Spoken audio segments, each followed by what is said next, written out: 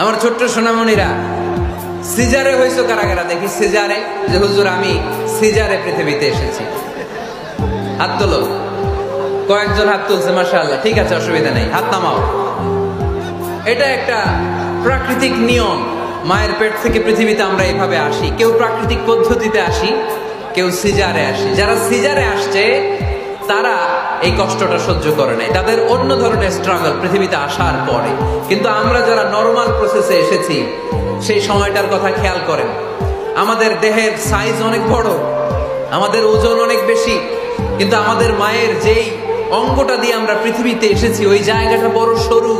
খুব ছোট্ট একটা জায়গা দিয়ে এই বিশাল দেহ নিয়ে আমাকে সংগ্রাম করে আসতে হয়েছে, ঠিক কিনা?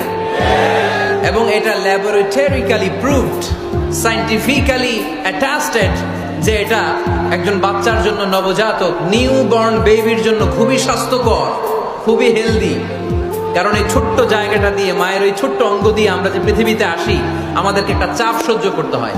ওই চাপের কারণে আমার নাকের ভিতরে, কানের ভিতরে যে ধরনের দূষিত গ্লিসারিন আছে, পদার্থ আছে, এগুলো সব বের হয়ে যায়। আর এই প্রচন্ড চাপটা আমাদের দেহটাকে কর্ম সহিষ্ণু হয়ে গড়ে তুলতে সাহায্য করে। কোন সুবহানাল্লাহ। সেই দিন আমরা স্ট্রাগল করে পৃথিবীর বুকে এসেছিলাম। যেদিন মায়ের পেট থেকে যুদ্ধ করে আমাকে পৃথিবীতে আসতে হয়েছে, ওই দিন আমার কান ছিল? এখনকার মতো কানের শক্তি ছিল? এখন যে হাতের শক্তি, ওই শক্তি ছিল? ওই কঠিন পরিস্থিতিতে যদি আমি সংগ্রাম করে টিকে থাকতে পারি, বর্তমান সময়ে আমাদেরকে কেউ আটকায় রাখতে পারবে না, পারবে না। ইন্নাকা কাদিহুন ইলা রাব্বিকা কাদহান ফামুলাকি। আল্লাহ বললেন, ও বনি আদম, তোমাকে কষ্ট করতে করতে আমার কাছে আসতে হবে। আবার আল্লাহ বললেন, লাকাদ খালাকনাল ইনসানা ফি কাবাদ। আমি বনি আদমকে, দুনিয়ার সবগুলো মানুষকে কর্মসহিষ্ণু করে তৈরি করেছি। সুবহানাল্লাহ বলেন। কর্মসহিষ্ণু। আমাদের এক একজন মানুষ যে আমরা কতটা কষ্ট আর ধৈর্য সহ্য করতে পারি আপনি কল্পনাও করতে পারবেন না। নর্মাল প্রসেসে আমাদের মা যেদিন আমাদেরকে ডেলিভারি দিয়েছিলেন, তখন আমাদের মা 57 ইউনিট প্লাস।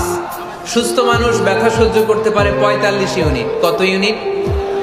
কিন্তু আমাদের মা যেদিন আমাদেরকে দুনিয়ার বুকে এনেছিলেন, সেদিন আমার মা, আপনার মা ব্যথা সহ্য করেছিল 57 ইউনিট প্লাস, 57 ইউনিটেরও বেশি। এই ব্যথাটা সাধারণ কোনো ব্যথা নয়। একটা অ্যাক্সিডেন্টে আপনার দেহের 20টা হাড় বা হাড়টি ভেঙে গেলে যত ব্যথা, তার চেয়েও বেশি ব্যথা আমার মা সহ্য করেছিলেন। আমার মাকে ওই দিন এই ব্যথাগুলো সহ্য করার তৌফিক দিয়েছিলেন কে? তাহলে কি পরিমাণে কষ্ট সহিষ্ণুতার, কর্ম সহিষ্ণুতা নিয়ে যে আমরা জন্মাই, আমাদের কোনো ধারণাই নাই। এজন্য আমি প্রায় বলি, ছেলে মেয়েদেরকে, সন্তানকে ননির পুতুল করে গড়ে তুলবেন না। ছেলে মেয়েদেরকে কষ্ট সহিষ্ণু করে গড়ে তোলেন। প্রতিকূল পরিবেশে কি করে নিজের অস্তিত্ব জানান দিতে হয়, এমন করে আমরা আমাদের মুসলমান সন্তানদেরকে গড়ে তুলবো। চিল্লায় বলেন ঠিক কিনা?